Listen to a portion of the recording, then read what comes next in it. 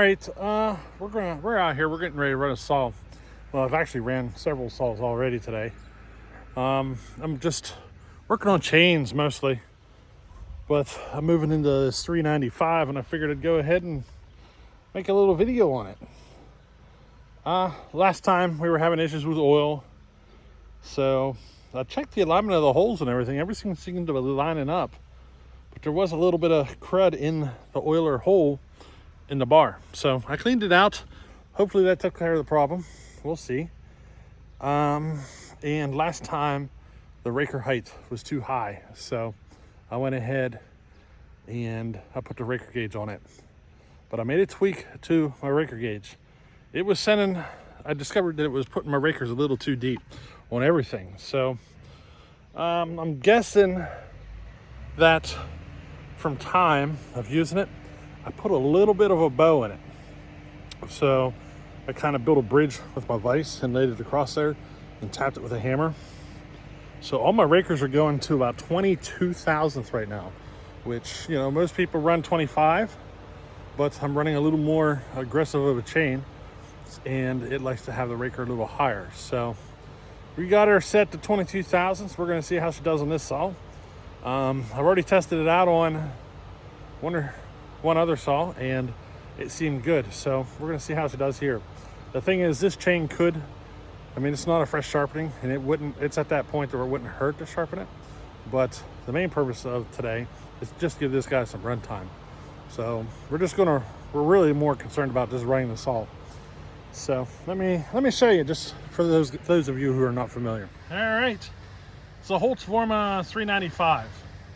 I put a 20-inch bar on it, and I did a real simple kind of style port job. It's a base gasket delete kind of port job. There's no machine work to it. Did the little muffler mod and all that stuff. All that stuff's done, but the numbers on it are a little more extreme than what you would expect a person to run at. And that's because here in the next couple of weeks, I imagine we're going to tear into it and do some machine work to it. So the numbers that I ported it to are for after the machine work. So the way you're seeing it run is not going to be the final result. You know what I mean?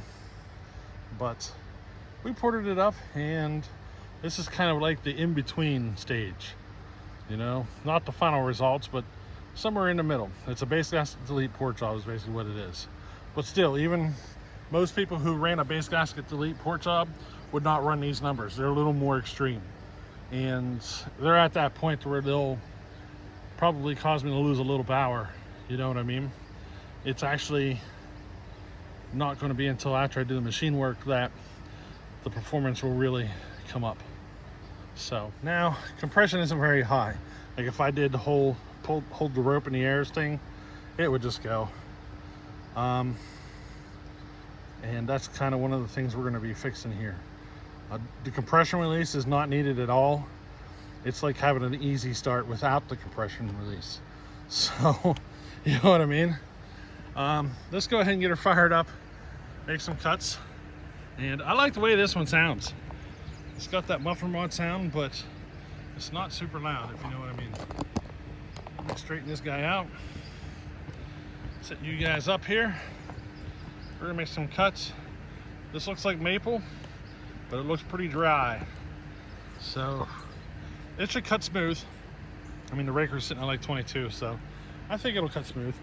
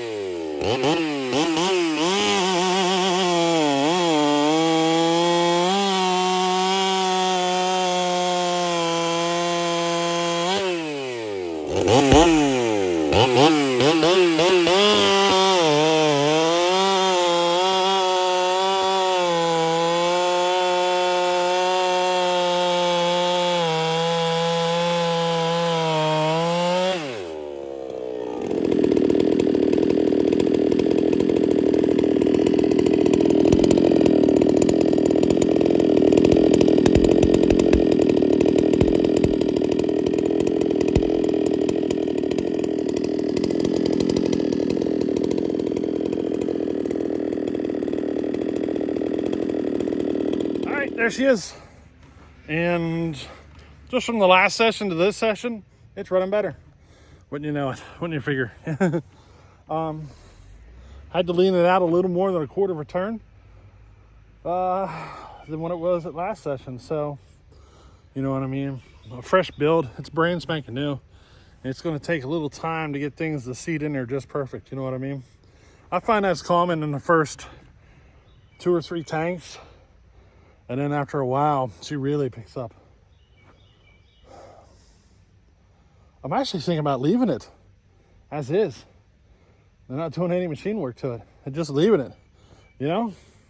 It's an easy start, 395, and it runs pretty freaking decent. The thing is, I do want it to be a little faster than that. I don't know. We'll have to see in time. You know what I mean? I'd like it to gain couple of hundred RPM over that. I'm not going to be able to do it without machine work. So I don't know. We'll see how things progress here. You never know, though. I might change my mind. Might change my mind 3 times. You'll have to wait and see what we do.